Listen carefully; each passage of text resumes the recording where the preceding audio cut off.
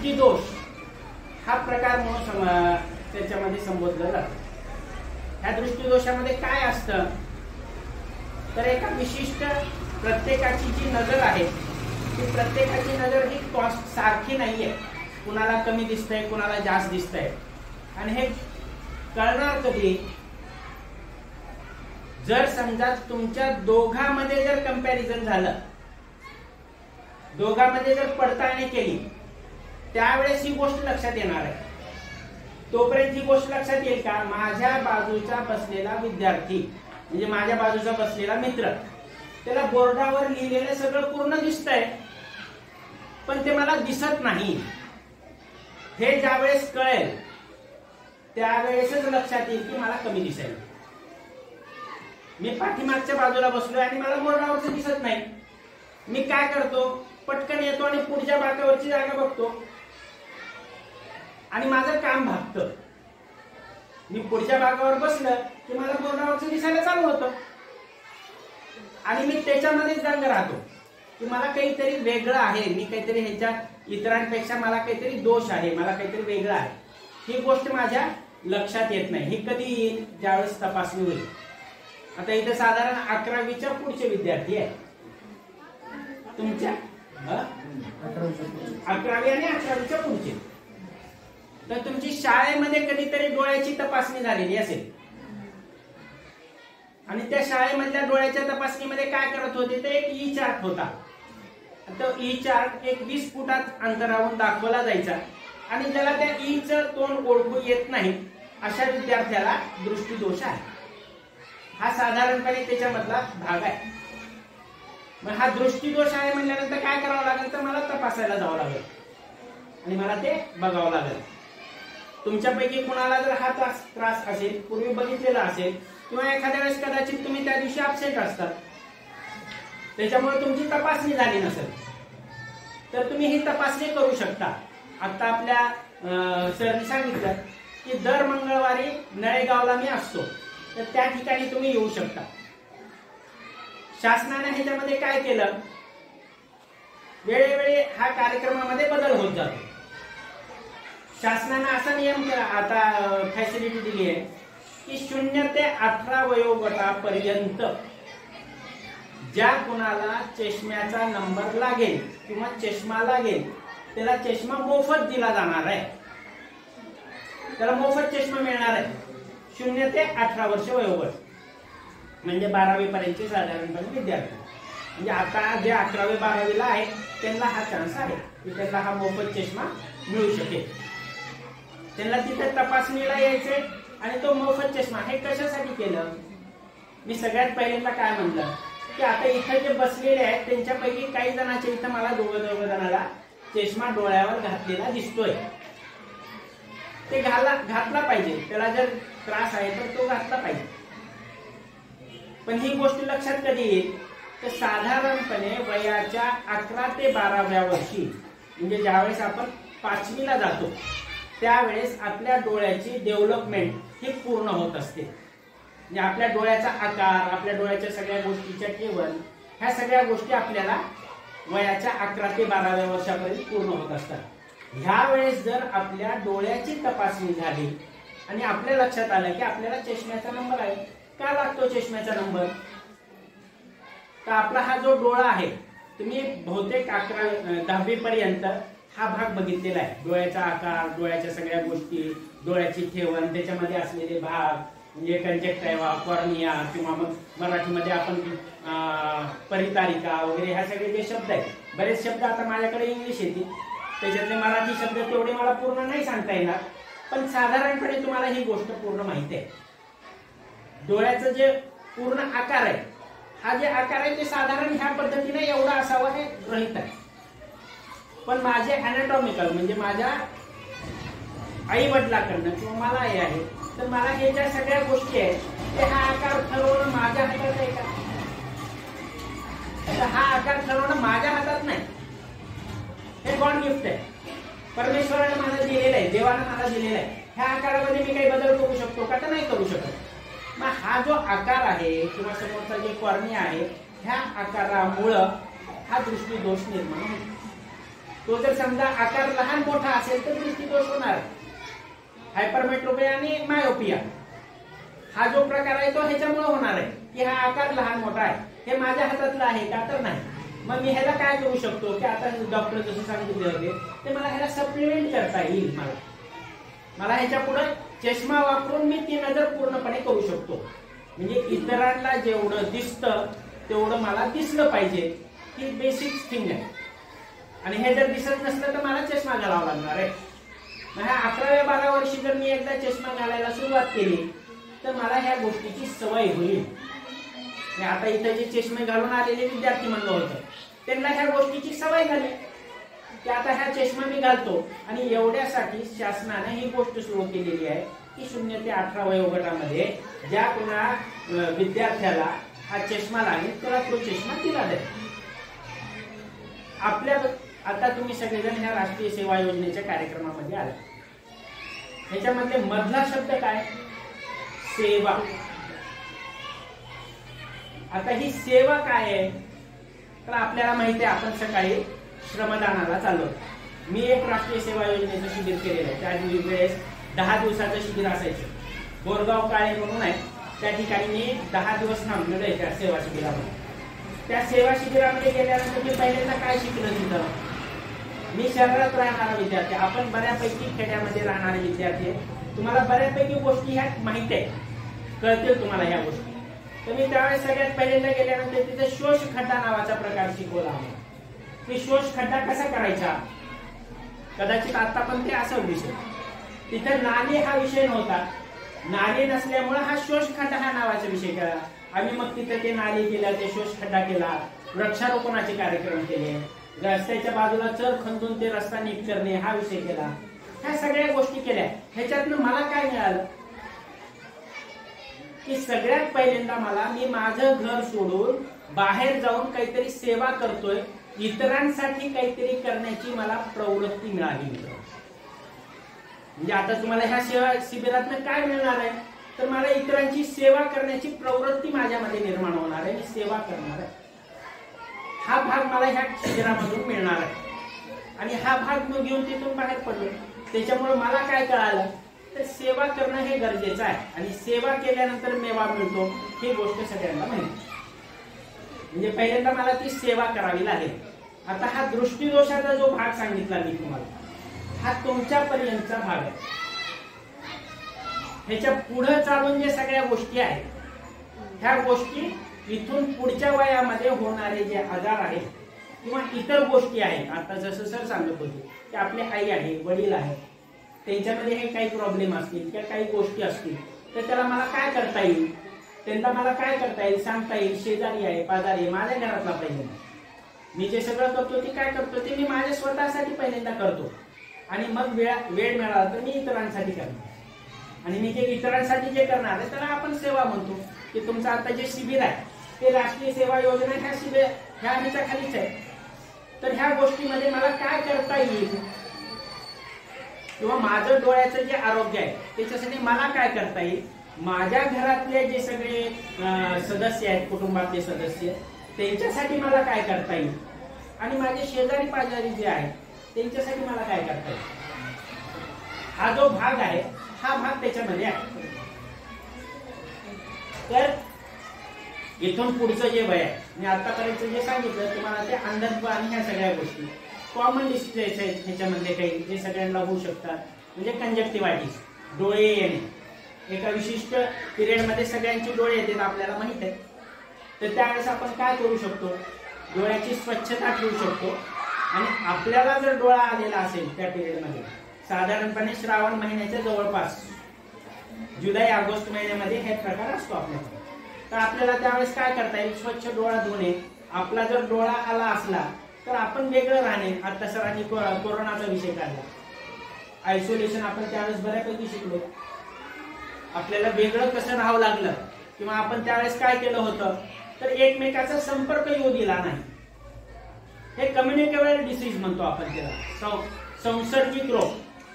हे संसर्गिक रोगामध्ये हा कंजक्टिव्हायटिस येतो. त्यावेळेस आपल्याला काय करायचंय तर आपला जर डोळा आला तर आपण इतरांना संसर्ग होणार नाही याची काळजी घेऊ. नंबर दुसरी गोष्ट काय, डोळे स्वच्छ धुणे, एखादा अँटीबायोटिक ड्रॉप टाकणे, दवाखान्यात जाऊन ट्रीटमेंट घेणे, घरातल्या घरात, किंवा जर समजा अचानक आलो मी एखादा देवंगराच्या जवळचं देवंगरावाडी म्हणून गाव आहे समजा, तर त्या गावामध्ये एकदम सगळ्या सुविधा मिळतील का आपल्याला, तर ती सुविधा आपल्याला लगेच मिळणार नाही. पण जर समजा मी जवळच्या किराणा सामानाच्या दुकानात गेलो, तुम्हाला लिंबोळी मिळेल का, ते लिंबोळी मिळेल ना. फक्त काय करायचंय तर तिथून लिंबोळी घेताना त्याची तारीख होऊन गेली का नाही एवढं लक्ष ठेवायचं. ती तारीख गेलेली नसली पाहिजे एवढी काळजी घ्यायची. म्हणजे आपल्याला मेडिकल नाही मिळालं तर तिथल्या दुकानात आपण घ्यायला हरकत नाही, पण त्याची तारीख गेली नाही. कोणतंही औषध घेताना त्याची तारीख संपलेली आहे का, मुदत बाह्य झालंय का नाही, ह्या गोष्टीचं सगळ्यात पहिल्यांदा आपण बघितलं पाहिजे. तर ती आपण लिंबोळी झोपताना जर टाकली तर सकाळी जो आपला चिकटणारा डोळा आहे तो चिकटणार नाही आणि त्या दिवशीच्या पुरतं आपलं काम मागेल. आपण नंतर दवाखान्यात जाऊन औषध गोळ्या घेणं किंवा ह्या सगळ्या गोष्टी आपण करू शकतो. साधारण हे व्हायरल इन्फेक्शन असतं. बॅक्टेरियल इन्फेक्शन आणि व्हायरल इन्फेक्शन मध्ये दोन प्रकार वेगळे वेगळे आहेत. तर व्हायरल इन्फेक्शन मध्ये जे आहे आपल्याला ती काळजी आपल्याला घेणं आणि त्याचा एक ठराविक पिरियड असतो, 2 दिवस 3 दिवस 5 दिवस 7 दिवस, ते नंतर आपोआप कमी होतं. म्हणूनच आपल्याला ती जी साथ आहे ती लगेच नंतर संपलेली आपल्याला दिसते. ह्याच्यामध्ये काय होऊ शकतं तर डोळ्यामध्ये फूल पडू शकतं. जर मी वेळीच काळजी घेतली नाही तर डोळ्यामध्ये फूल पडू शकतं. म्हणून ह्या गोष्टीची मी काळजी घेणं गरजेचं आहे. इतर दुसरे आजार कोणते आहेत तर मी आता हा दृष्टीदोषातलाच पुढचा टप्पा जो आहे तो वयाच्या 40 वर्षानंतर आपल्याला प्रेस्बायोपिक चष्मा लागतो. जवळच्या साठीचा चष्मा लागतो. वय वर्ष 40च्या पुढं हे प्रत्येकाला लागणारी गोष्ट आहे. ही लागणार आहे का तर प्रत्येकाला लागणार आहे. वयाच्या वर 40 वर्ष झाल्यानंतर जवळचं वाचायला दिसायचं कमी होतं. त्याचं कारण काय तर मी मग म्हणलं की परितारिका, त्याच्या पाठीमागे सिलिअरी बॉडी असते आणि आपल्याला डोळ्याची जी क्षमता आहे म्हणजे ज्यावेळेस आपण वेग लांब बघतो आणि जवळ बघतो ह्याच्यामध्ये आपल्या डोळ्याच्या जी बाहुली आहे ती लहान मोठी होत असते आणि साधारणपणे 40 वर्ष झाल्यानंतर थोडक्यात आपण म्हातारे व्हायला चालू होतो. म्हातारे व्हायला म्हणजे काय होतं तर आपल्या क्षमता कमी व्हायला चालू होतात. त्याच्यामधला हा सगळ्यात पहिला भाग आहे की आपलं जवळचं दिसायला कमी होतं. मग सुरुवातीला माणूस असं थोडं लांब धरून वाचतंय, भागवतंय, पण एकदा 45 म्हणजे 40 पासूनच ही गोष्ट केली पाहिजे. पण नाही झालं तर 45च्या नंतर मात्र त्याला वापरण्याशिवाय पर्याय नाही, कारण त्याला ते दिसणारच नाही. आपल्या इथे काय म्हणलं जात आहे की पहिले का चष्मे होते का, पहिले चष्मा कोणी घालत नव्हतं, मग आताच ही चष्मे आले कुठून, हा चष्म्याचा भाग आला कुठून. तर आता आपण काय केलंय तर आपण वाचायला चालू केलेलं. साध्या साध्या गोष्टीत की आपलं वाचन वाढलं. पूर्वी वाचन तेवढं होतं का, नव्हतं. कमी वयामध्ये लग्न होऊन सून घरी येत होती. 40 वर्षापर्यंत सून घरात यायची. सुनाला सुई दोरा दिला की सून सुई दोरा ओवायची. आता कसं आहे का आता प्रत्येकाला प्रत्येक गोष्टी करावी लागणार. तर 40 झाल्यानंतर सुद्धा आपण शासनामार्फत ज्यांना फक्त जवळचा चष्मा लागतो त्यांना चष्मा देणार. 40 ते 60 वयागत ज्यांना जवळचा लागेल त्यांना, लांबचा जवळचा लागला तरी कधी घ्यावा. कुणाला देणार आपण तर ह्याच्यामध्ये कॅटेगरी आहे, SC ST आणि BPL. ह्या कॅटेगरीमध्ये बसणारे जे आहेत त्यांना आपण चष्मा देतो, जवळचा चष्मा देतो. असे जर आपल्या घरातले कोणी असतील तर आपण त्यांना पाठवू शकता. तुम्हाला नळेगाव जवळ आहे, नळेगावला जर मंगळवारी असतो त्यांना तो चष्मा मिळू शकेल. तुमच्यातला दृष्टीदोषातला अजून एक भाग की आता एवढं का वाढलं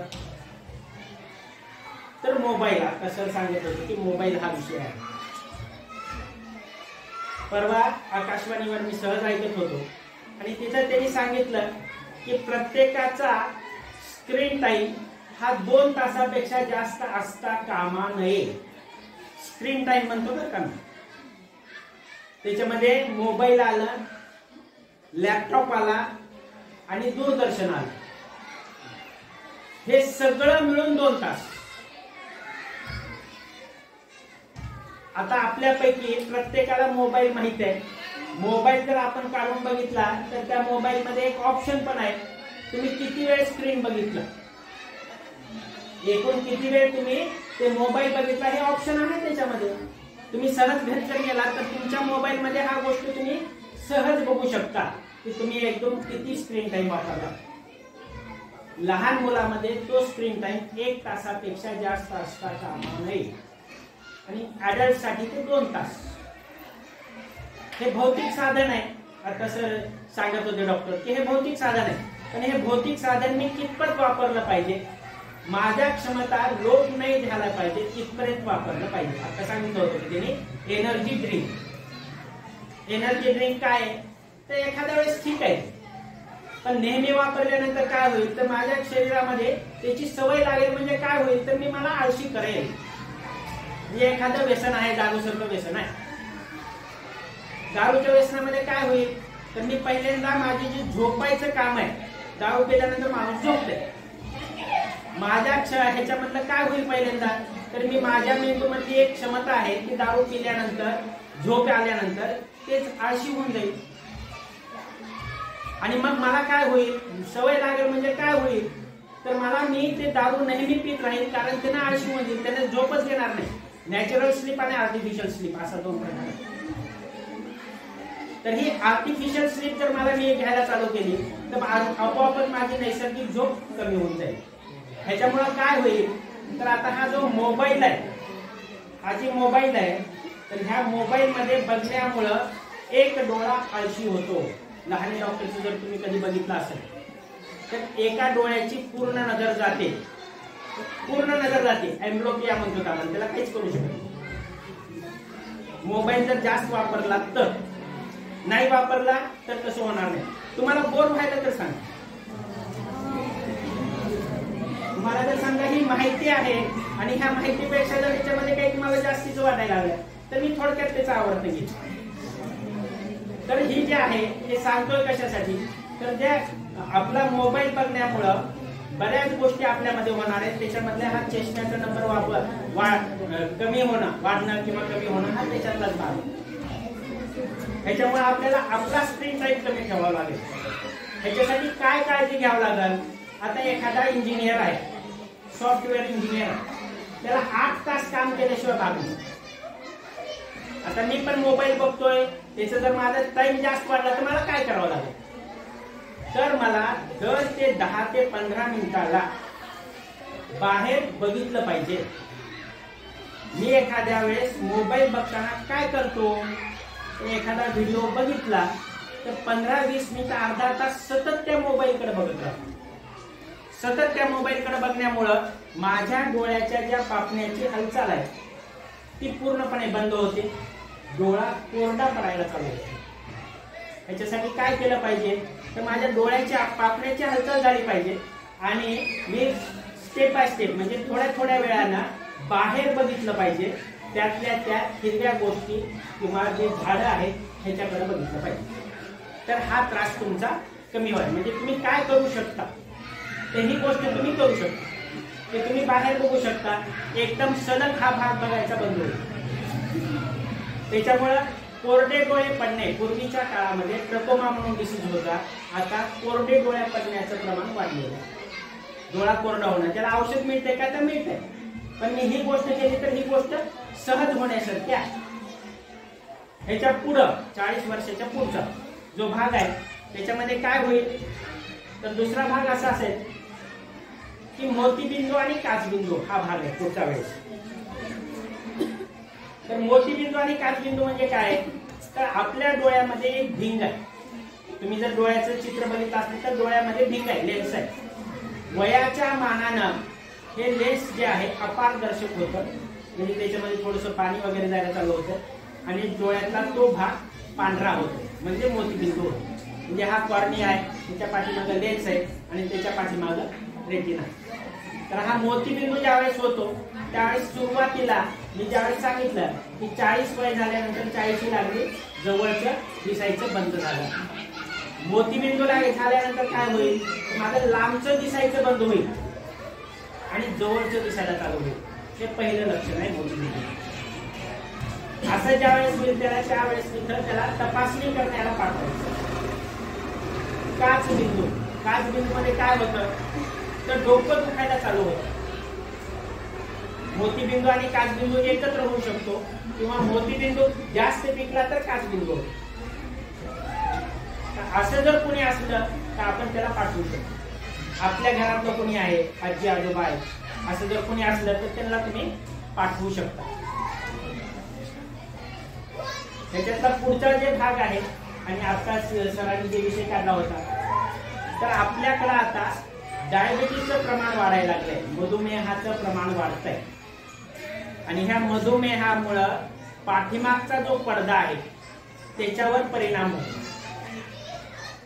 आता तुम्हाला दृष्टीदोषाचं सांगितलं तर हे दृष्टीदोष जर चष्मा वापरला नाही तर काय होईल तर तुमच्या पाठीमागचा पडदा आहे तसाच राहील. मधुमेहामध्ये काय होईल तर पाठीमागच्या पडद्यामध्ये ते सगळं पाठीमागच्या पडद्यावर परिणाम व्हायला चालू होईल. याच्यासाठी मी काय करू शकतो तर आपल्या घरामध्ये ज्याला डायबिटीस झालाय किंवा हायपरटेन्शन झालंय किंवा ज्याला रक्तदाब झालाय त्याला आपल्याला दवाखान्यामध्ये पाठवायचे आणि दवाखान्यामध्ये गेल्यानंतर त्याच्या त्या सगळ्या गोष्टीची तपासणी वर्षाला एकदा त्यानं ती तपासणी केली पाहिजे. पाठीमागच्या पडद्याची जर एकदा तपासणी केली तर त्याला त्यावेळेसच कळालं तर त्यावेळेसच तो नीट होऊ शकतो. पण त्यानं जर केलं नाही, नीट होतंय म्हणजे काय होतंय तर त्याची आहे ती नजर टिकवून ठेवता येते, वाढवता येत नाही. आहे ती नजर टिकवून ठेवता येते, हा त्याच्यातला भाग. असे जर कोणी पेशंट असले तर तुम्ही अवश्य पाठवा, त्याला पुढचं जे मार्गदर्शन आहे ते करता येईल. आता तुमच्या इथं जे आता डॉक्टर साहेबांनी सांगितलं त्राटक हा प्रकार सांगितला, ह्याच्यामध्ये काही जण एक मला अजून असं जाणवलं नाही कोणी, जर कोणाला तिरळेपणा असला तर हा तिरळेपणा काय येतो बांग बघणं हा जो प्रकार आहे तर हा बांगेपणा बघणं काय होतं तर मी सुरुवातीला जर चष्मा वापरला नाही तर त्याच्यामध्ये बांगेपणा येऊ शकतो. आणि आता डॉक्टरांनी सांगितलं की त्राटक हा त्याच्यातला एक व्यायाम करण्याचा पद्धत आहे. ती व्यायाम करण्याची पद्धत आहे किंवा आपण सगळ्या बाजूला डोळे हलवू शकतो किंवा आता आहारामध्ये सांगितलं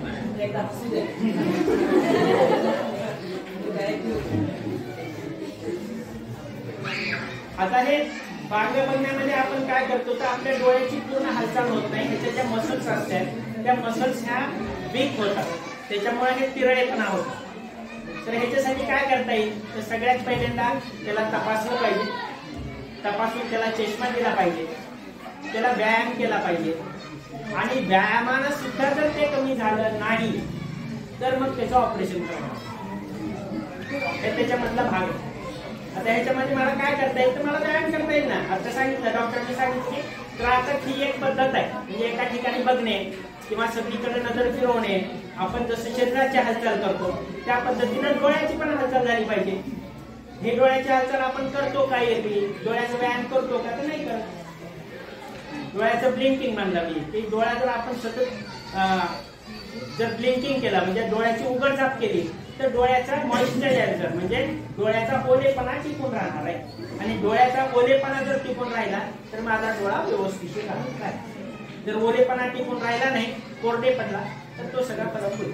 आता मी सांगितलं की डोळ्याला मार लागणं, डोळ्यामध्ये चुना जाणं, मार लागणं, ह्या गोष्टी झाल्यानंतर काय होईल तर लवकरात लवकर आपल्याला जवळचं जे दवाखाना आहे त्या दवाखान्याच्या ठिकाणी